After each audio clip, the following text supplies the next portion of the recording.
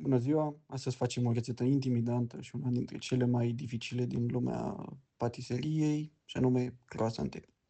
Să începem rețeta de croissante. Avem nevoie de 600 de grame de făină, 195 de ml de lapte, vreo 130 de ml de apă, cam 60 și ceva de grame de zahăr, vreo 25 de grame de unt, un pachetel de drojdie de 7 grame, sare și opțional esență de vanilie și foarte multă răbdare, căci asta este doar prima zi din făcut această rețetă. Pentru formarea aluatului inițial, pur și simplu amestecăm toate ingredientele împreună, punem drojdia peste făină, punem sare destul de din belșug, zahărul și untul, esență, punem și ingredientele lichide și putem să ne murdărim mâinile.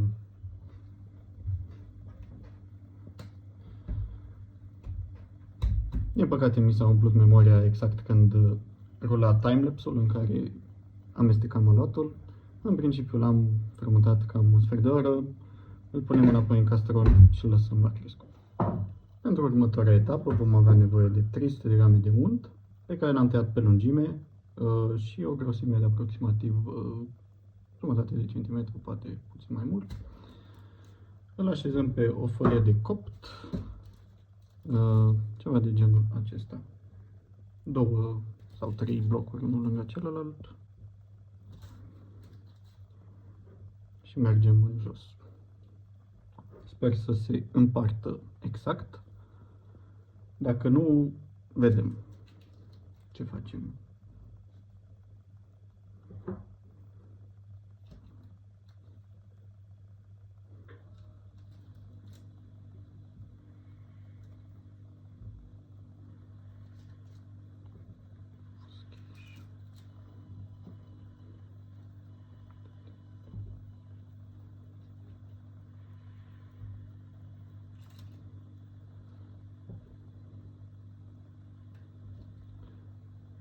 Avem un pătrățel în plus, cred că o să-l aplatizez puțin și o să-l pun în mijloc. Da, am unt din două surse diferite, de astea părțile de jos sunt puțin mai albe decât cele din mijloc. Împăturim.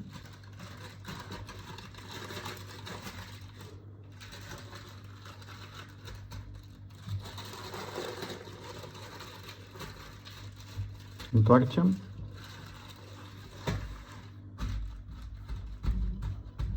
Și începem să întindem untul. După ce aluatul s-a făcut mare, îl punem pe masă, îl întindem puțin și îl vom da la frigider într-o folie de plastic pentru cam 2-3 ore sau peste noapte. După ce am scos aluatul din frigider, am să iau o riglă și am măsurat bucata de unt pe care am pus-o la frigider și am următoarele dimensiuni, cam 19 pe 24. Deci vei vrea să întind aluatul puțin peste 19, să zicem 20, iar pe lungime dublu decât cel 24, deci 48. Deci undeva aș vrea să obțin dimensiunea aluatului cam 20 pe 48. Am să pun un timelapse cum am să măsor treaba asta.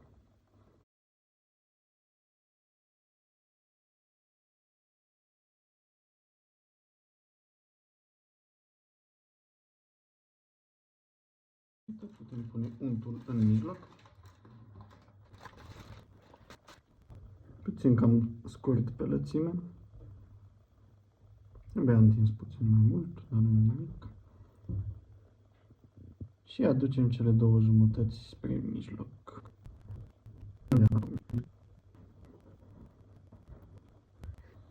Acum că am incorporat untul în aluatul nostru, îl vom apăsa ușor cât să se incorporeze mai bine și îl vom întinde pe această lungime.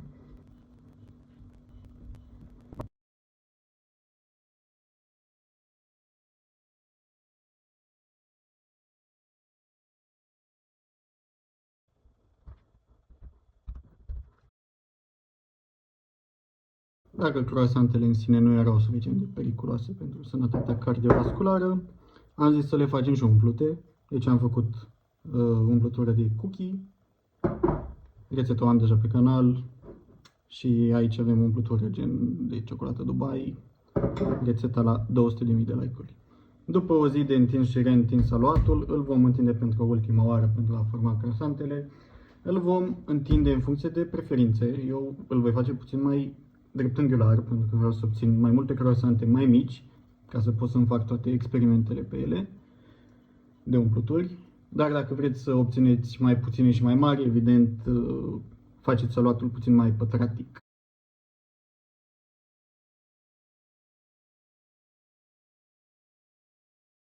După ce am întins saluatul, vom începe să formăm croissantele. Avem nevoie, evident, să tăiem triunghiuri. Deci, unghiul la care vrem să tăiem depinde.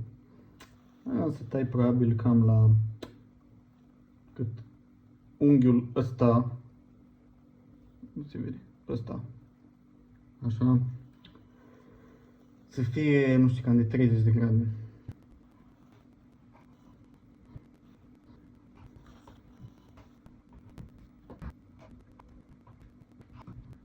Am tăiat în toate dimensiunile, realist vorbind, nu cred că contează. Putem să luăm marginile și aluatul pe care l-am mai decupat de-a lungul timpului, să-l reîmpreunăm și să mai formăm câteva cornulețe. Pentru un exemplu, luăm un triunghi, punem o linguriță nu foarte plină de cremă în el, o nivelăm ușor. Tăiem puțin aici și începem să rulăm. Extraordinar!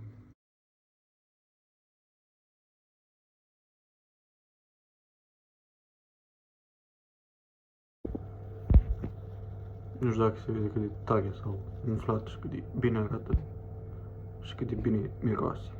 Cam așa arată croissantele scoase din cuptor, arată extraordinar și miros extraordinar.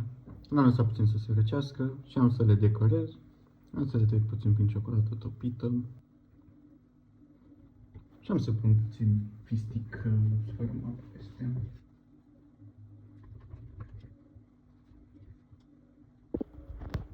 Cam așa arată rezultatul final pe exterior. Haideți să rupem unul nedecorat și pe interior puțin. Se vede că aduce afuetaj, nu știu de ce filmez cu ori 1.8. Se vede că e consistența bună. Haideți să și luăm o gură din el. Da, se vede. Se vede și umplutura în interior. Haideți să-l degustăm. Oh my god. Incredibil, zice. Incredibil. 12 din 10.